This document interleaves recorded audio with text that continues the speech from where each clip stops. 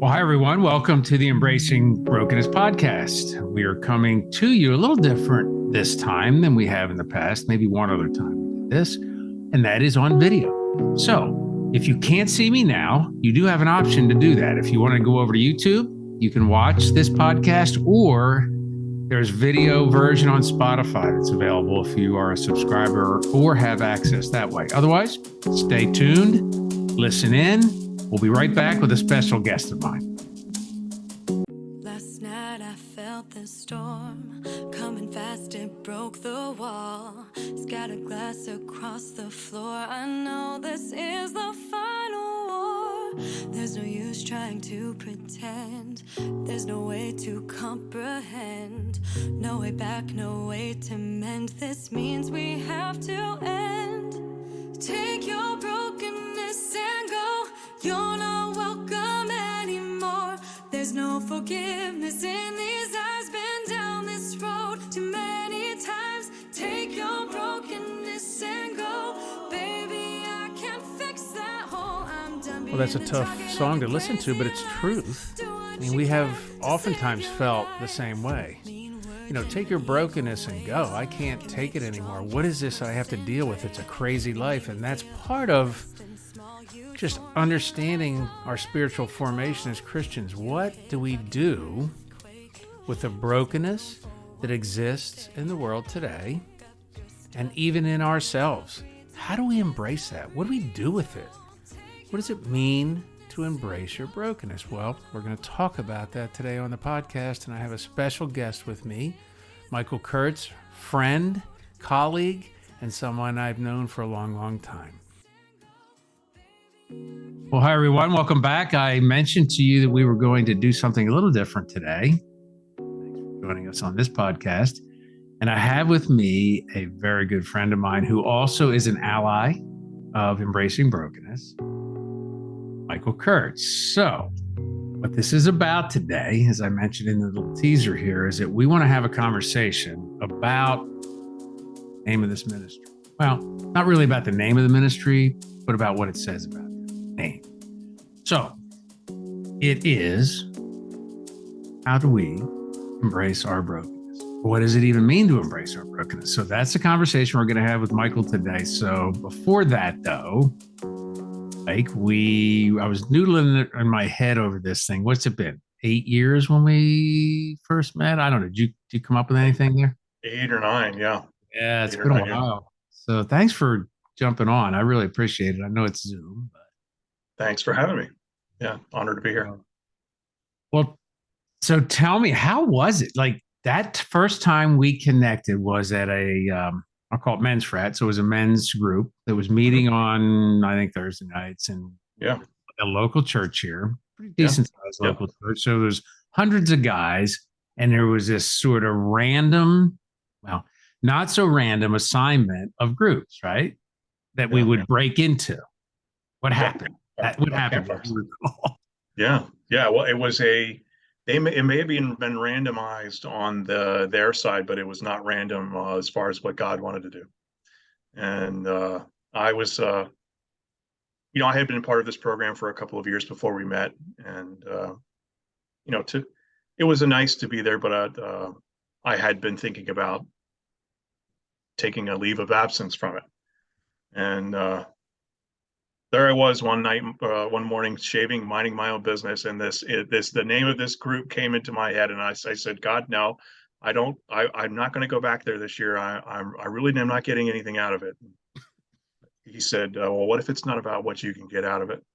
And I said, ooh, okay, that sounds good. And I really felt strongly that I was going to connect with somebody there, another man who was standing for his marriage, which has been my heart. And so I went with that, only those instructions, and was looking for a friend, and went through a couple of groups, and then we ended up in the same group together, me and you. And first night we met, I knew that you were the guy. Isn't that crazy? Like when you think about that, but this is what it's about. Like it's orchestration. God does it. He gets to do what he wants to do when he wants to do it, as long as we're open to it. Mm-hmm. And I guess the way to put that, the rest was history, but there's so much more to that.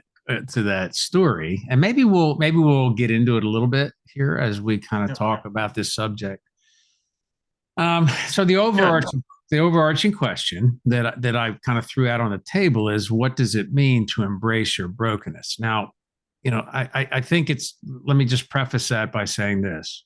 There are folks that are probably listening or watching right now who are saying, well, what does that even mean? What's brokenness mean to start with? So is it spiritual brokenness? Is it physical? Is it mental? Is it emotional? It is all those things. And in the context of the way I kind of want to define it is that, we came into this world, sin kind of ruled from day one. We had no choice in the matter.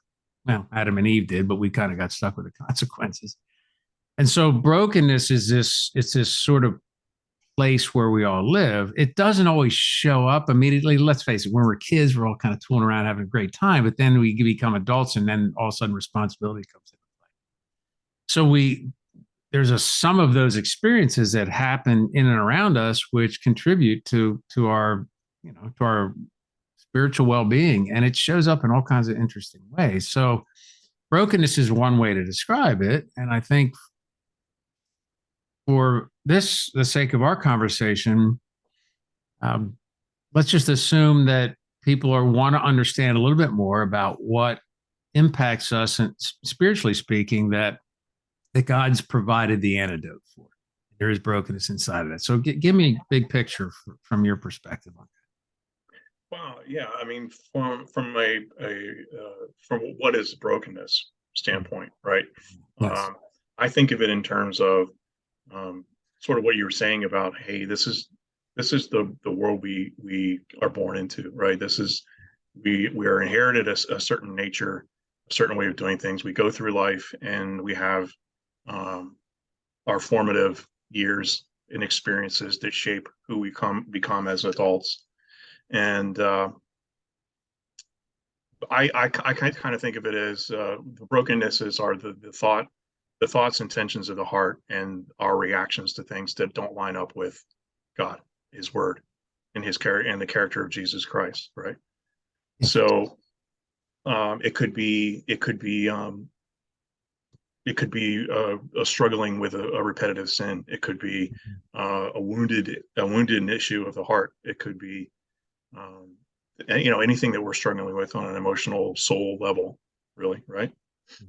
And I think, for the way we define it, if anybody's kind of followed the ministry a little bit, we even have some artwork that defines this idea of brokenness, and we put it into, you can't reduce it to a tree, this inanimate object. Well, in real life it is, but on paper, there's this depiction of the systems that all make up who God created us to be. And they're broken, right? So if we go to the root level, and there are the things that were sown into us from creation, when there was a brokenness in our relationship with God, right? We walked perfectly in the garden, talked and walked and just enjoyed perfection that we can look forward to again someday, but not here.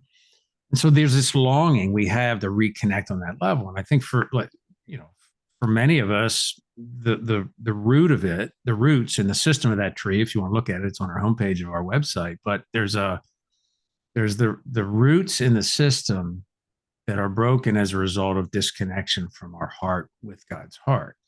And so there's core longings for purpose and security and safety and understanding and love, and or that belonging, right? There's a part of us that want to belong to something greater than us. But then we fill it with all kinds of dysfunctional things. Right. So there's this gaping hole left in our being because we lost that perfect union with God, and now we try to substitute. So brokenness shows up when we do that too much, and it shows up in a lot of different ways, doesn't it? So what I'd love to hear from you is, do you have maybe for instance, is there something that you could point to in your life where brokenness became just this reality? Maybe not in a moment, but at some point later you go, oh my gosh, what just happened? Oh, wow. Yeah. I mean, where to begin with that. Yeah. That has been a lot of my journey, ever since God called me to this healing process. And when I was thinking about what does it mean to embrace brokenness? Mhm. The first thing I thought of, well, what is it not? What is Good. when you hear embracing brokenness, your first reaction is, I don't really want to embrace that.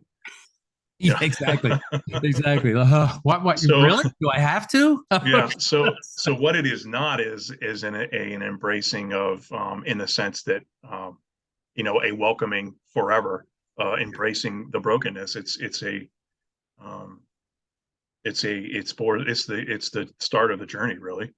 But for me, it has been embracing first the Godhead, embracing the full work that the blood of Christ that was shed for us, Good. and submitting to His care and His guidance in the process.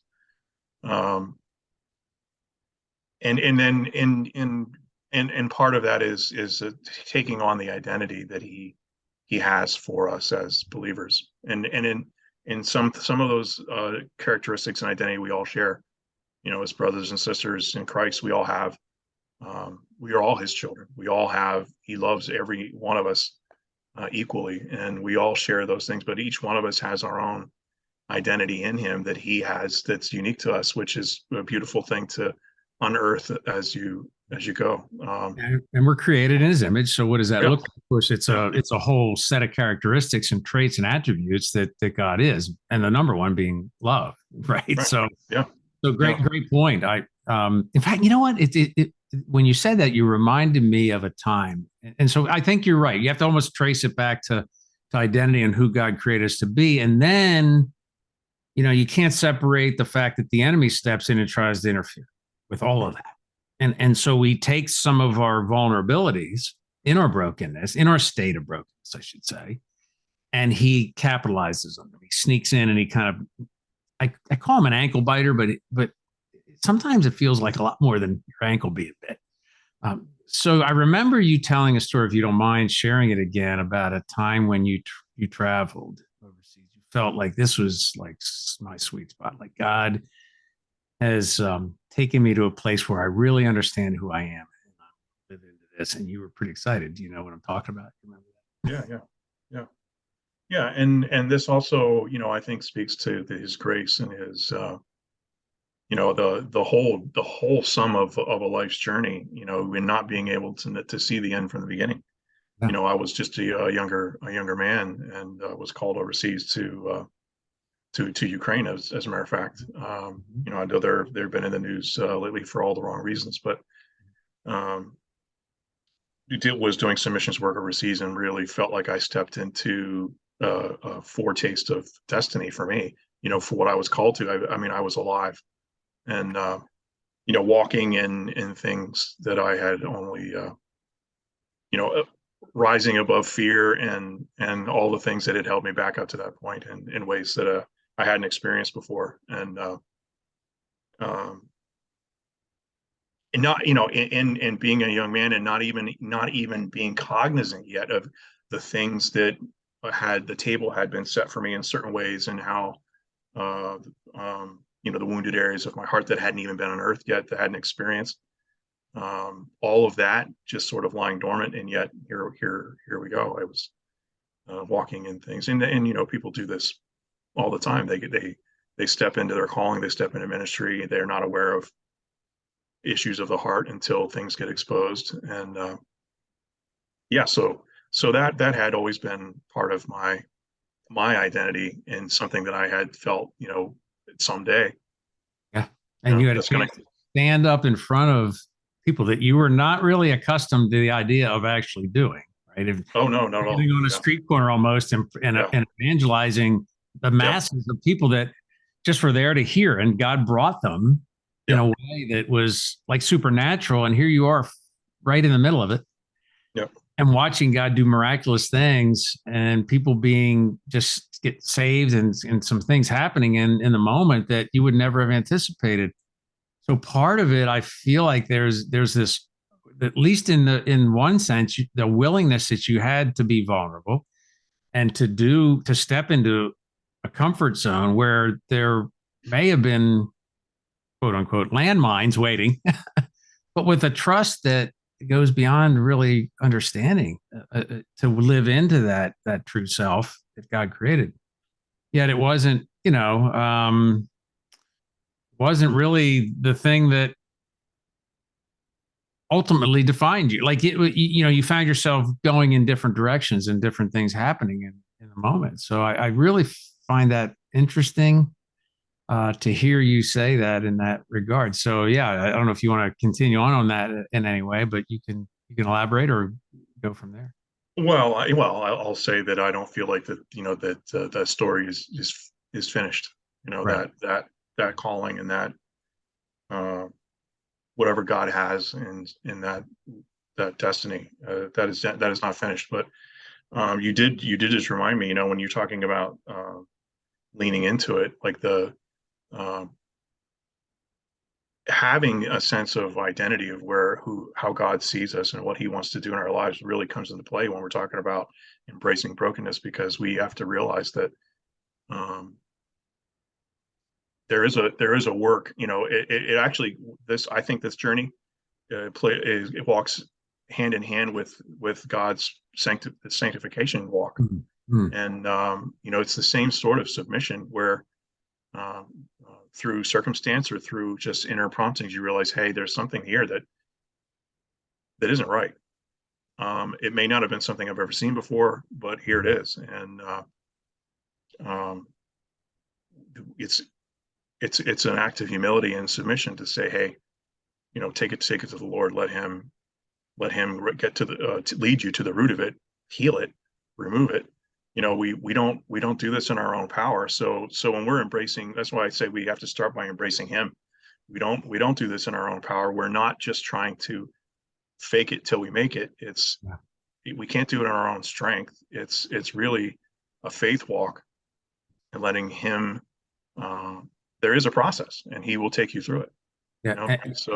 So well said, because it was interesting you should say that. I just sat with a brother in the Lord today, somebody I have met with on a number of occasions, who just really struggling with that same thing, control issues. And when you talk about brokenness, I can point to it in my own life. I grew up with a father who was very authoritarian, very much like in control in every moment. And the expectation levels were, unreasonable on multiple levels.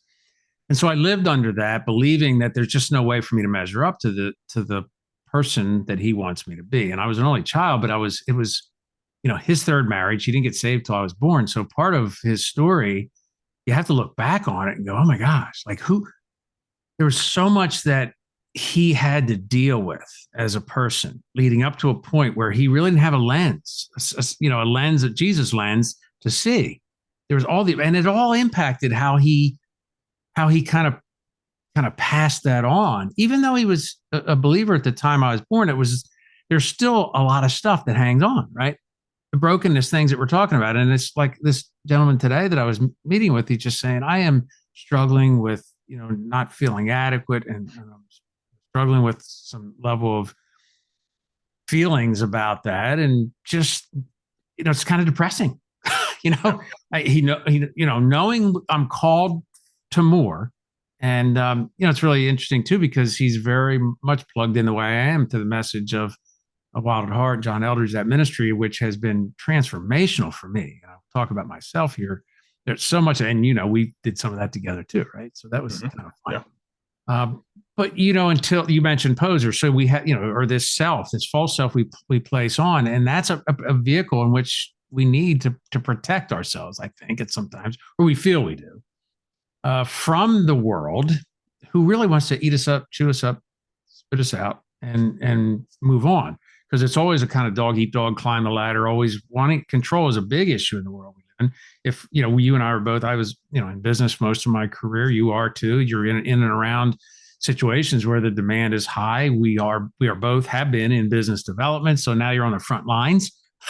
Where you're dealing with the demands of the customer and the clients and people and what they need. And it's just always something. There are people grabbing and always kind of pulling at you for something more. And that's just the pace of the world.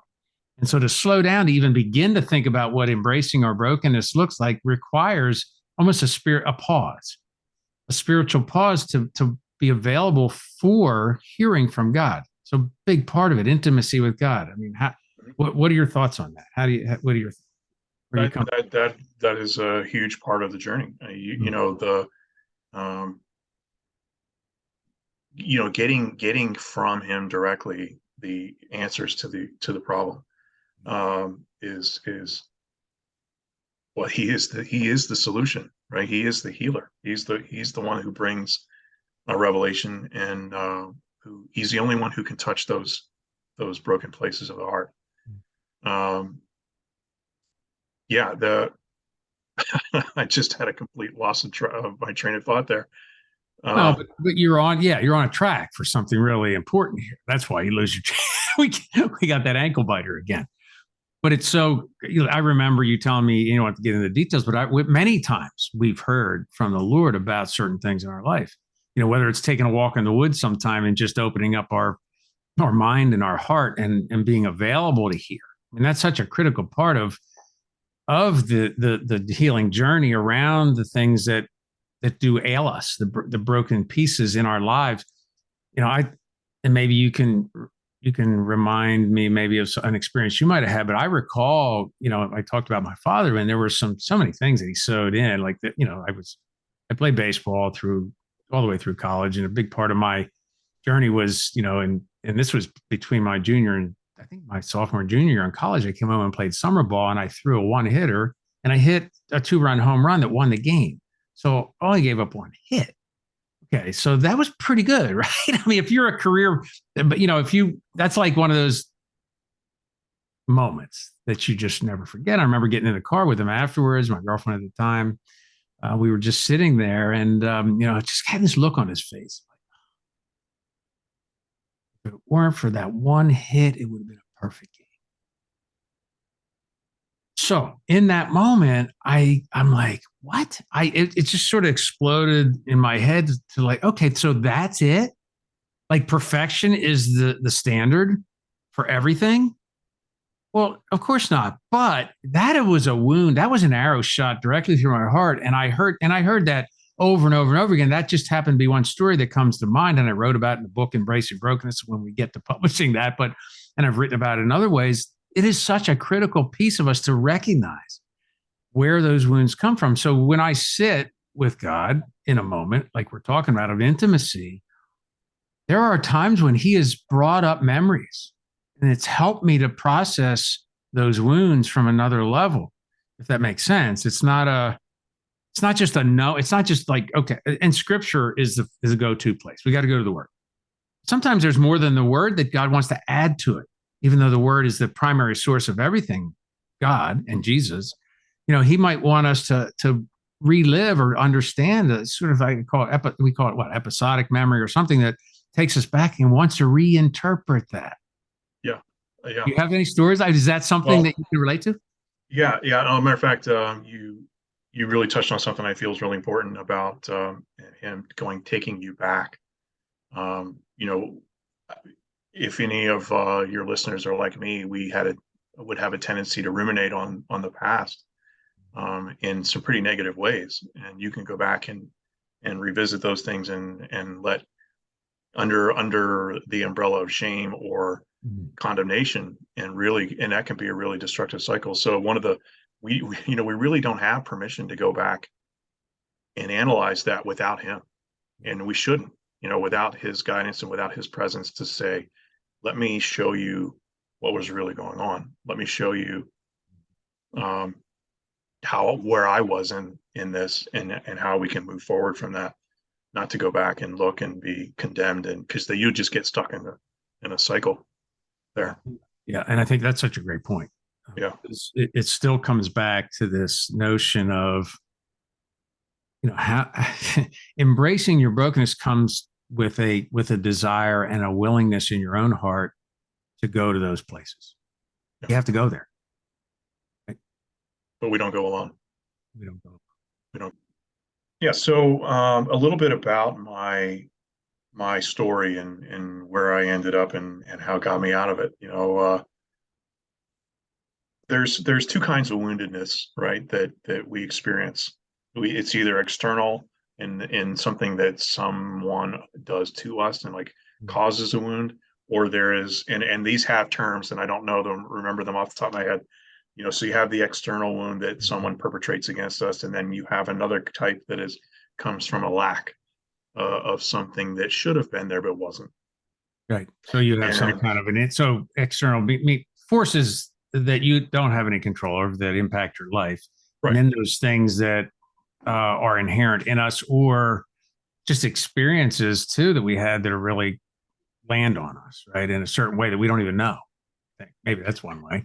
right, or missing an ingredient, a formative ingredient, like feeling a sense of protection or feeling a being accepted or loved or Yes. something where it wasn't an abuse Right. perpetrated against you per se, Right. but you lacked something in your development, It's good. just Good in way. your Yep. environment, right? Yep. Good way to put it. Yep. So, and my background, I loved my family. Like this is not an indictment against them. Like I love my parents and my brothers. I'm the eldest of three. I grew up in I'm a pastor's kid. My dad still preaches, and I know, I look back and I loved every minute of it. And so when I was a young man and came of age, I got married. Met my future bride, and we got married, and I had no idea that there were things that were going on inside me that were a wounded thing, that were askew, so to speak.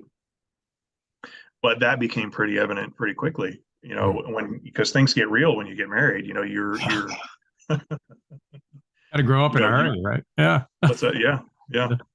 um and we struggled in our relationship quite a bit, and it I had no idea what was going on. I just knew that I was in turmoil, and I was just feeling all of these feelings, and frustrated and upset and angry. And it wasn't all bad. I mean, we were married for 20 years, but we had our issues, and we kept going around certain things over and over again. And um, what I did not know was that these things that I was feeling were internal. What how I interpret them. So when you start feeling feelings of well, I'll just name it. The thing that I dealt with was rejection. I didn't have a name for it. I didn't know what it meant. I just felt a certain way, and this would come up over and over and over again. And it wasn't until, I mean, unfortunately, the worst thing that you can do, whether when you get stirred up, when you're triggered, when areas of woundedness rear their ugly heads, whether you're feeling inadequate for one reason or another, or um, the worst thing that you can do is self-soothe. The worst thing that you can do is try to fill that need in anything other than where you should be finding all of your needs. All of your validation, all of your love, and all of your security, all of that. Go back to the tree Right. example that you talked about early on here. All of that has to be rooted in Christ. All that has to come from God the Father, Yes. not from other people, not from work, not from you name it, not from having success, money, Right. all the things that we grab hold of to fulfill those core longings. Um, if you start substituting with other things, that's when the whole house of cards can come down. Yeah, medicating is a lot of Medicating, yeah. there's a lot of I different call it, things. yeah, Yeah, I call it self-soothing, medication. self-soothing. Yeah, I mean, today for me it's a half a gallon of ice cream, but Yeah, in other days it was more chasing the dream, chasing the money, chasing this. Well, for others it could be drugs, alcohol, pornography, yeah, even religion. Can you imagine over religiosity, right? The Pharisees, the Sadducees, that type of thing. So I hear you. I'm with you. yeah, yeah. I mean, it could be anything from there are times when then, it's an extra bowl of ice cream, or, Yeah. Yeah. it could be, it could be more destructive. You could be hitting the gambling tables. You could be Right. shooting up with whatever narcotics to find that, to numb the pain. I mean, that's the name of the game when you're looking in the wrong places. And you named it. Like for me, it was pornography, because it's the false sense of acceptance and intimacy that is out there and is so easy to find. Yeah.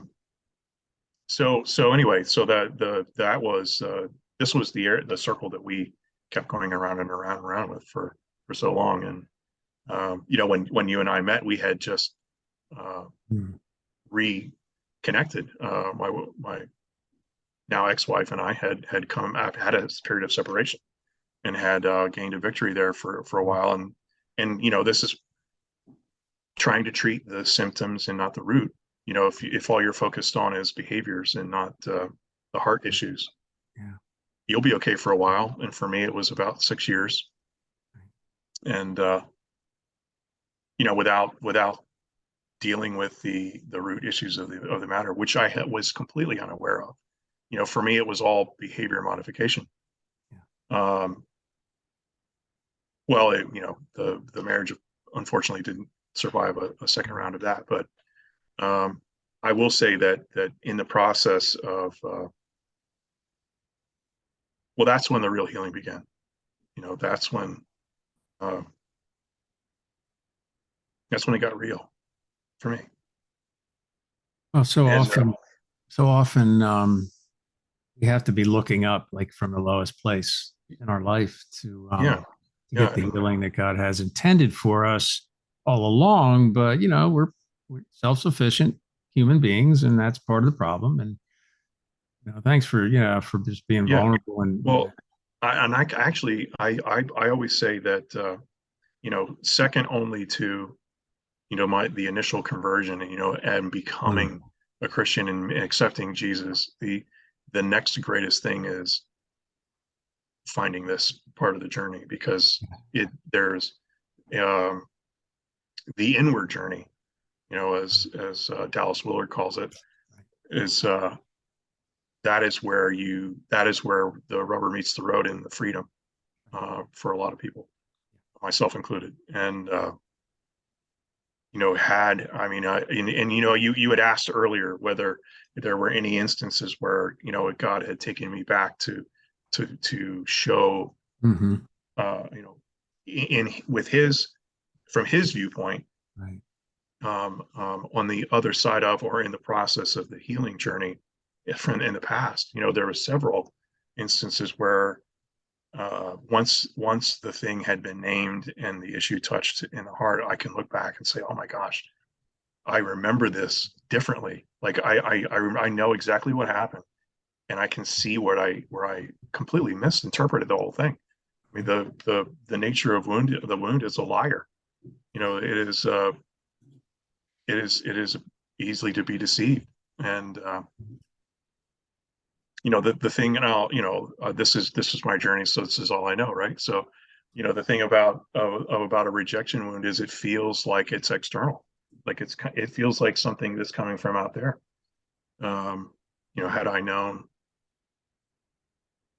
Had I known what I was dealing with, I could have responded to all those things differently. But I'm glad that I am free now, and free and being freed. Yeah, I think that's the key point to the process. It is, we use the term sanctification, but a more current word that's used often is spiritual formation, or this sort of journey toward wholeness. Yeah. There's no way we get there this side of heaven, but I can say, look, the two of us, like we sat with each other, we prayed and prayed and prayed for both of our first marriages. Right? So you're still working towards that second one, but thankfully I have found the girl of my dreams. But the point is, there is this process in which, and it is not an easy road. And so as we talk about, I want, for the listeners, I really want to say to you right now that there's a lot, we're talking about a lot of things right now, and for many of you, it may not be apparent or obvious or easy to understand develop the level of intimacy we might be talking about right now. But this is available to everyone and anyone who asks God. And we're studying James right now in our Bible study at men's Bible study at church. And if any of us lack wisdom, we just need to ask, and He will abundantly provide that. And I think for me, it was right, and for you too, it was a process of saying, God, I just can't do this on my own. I have to.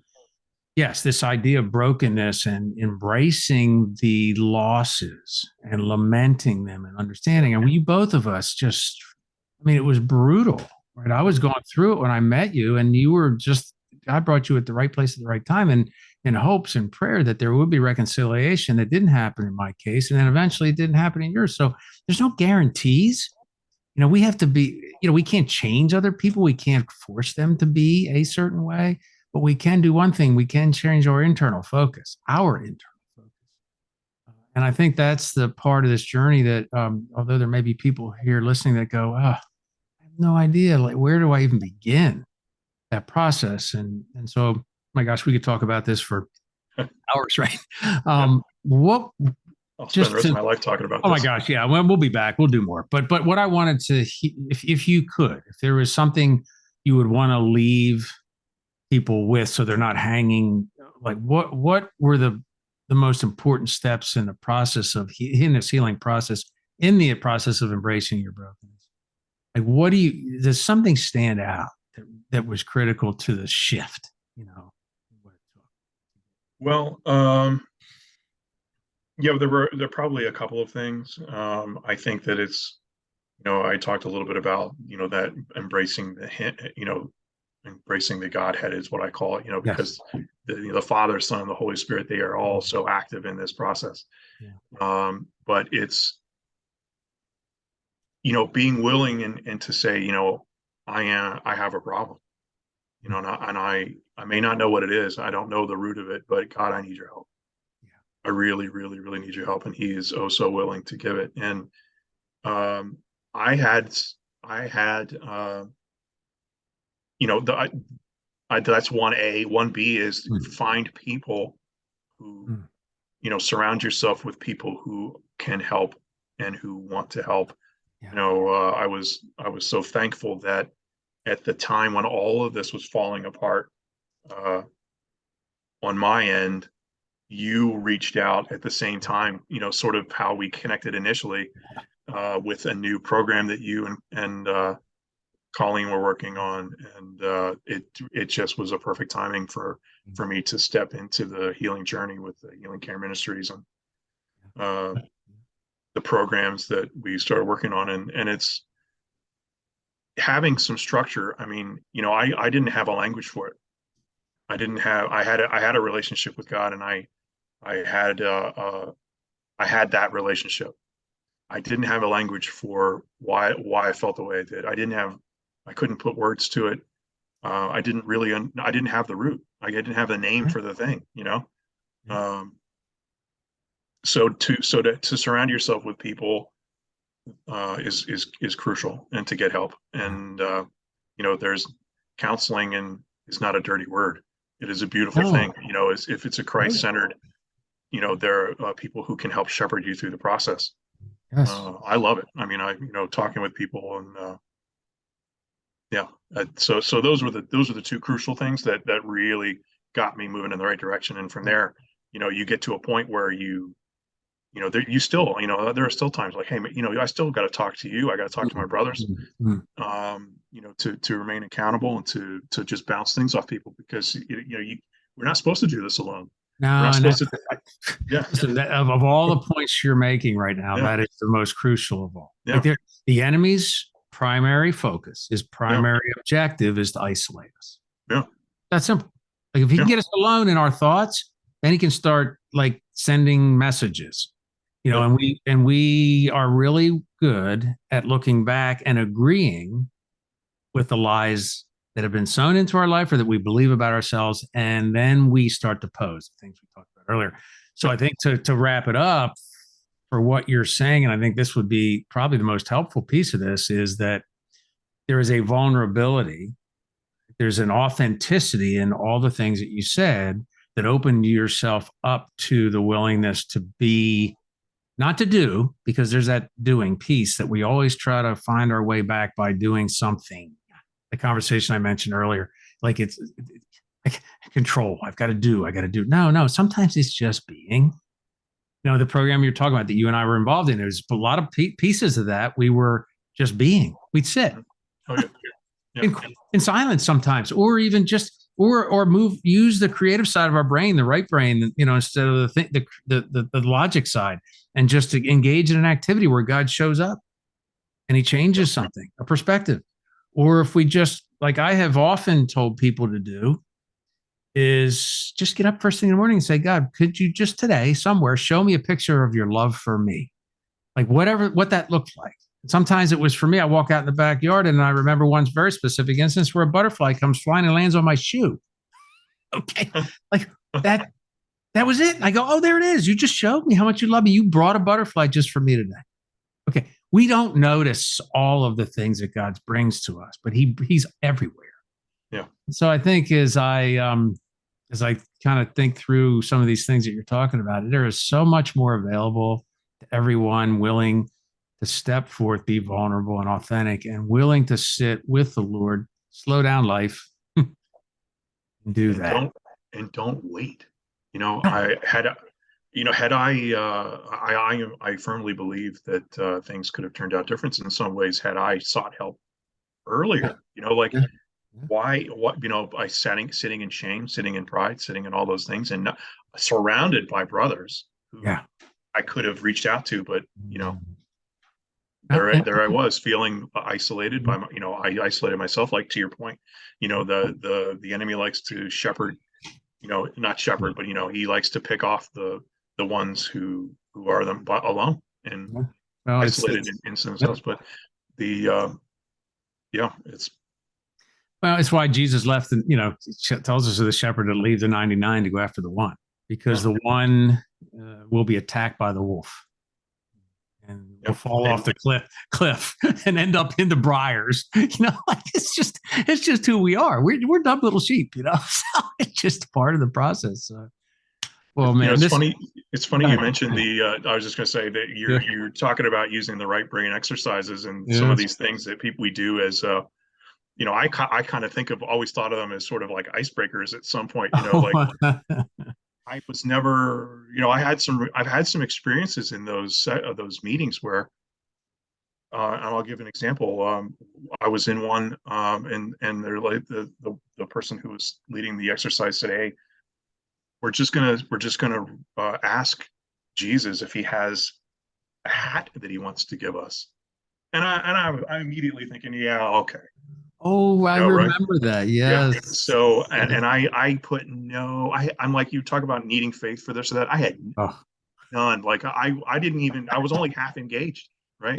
Yeah. So I'm like, yeah, okay. Yeah. Jesus, do you have a hat that you want to show me? And would you believe, like immediately I got this picture, like a very clear picture, and I wrote it down, and then she moved on and we came back to it later, and she's, just out of nowhere said, "Hey, ask him why he gave that hat to you."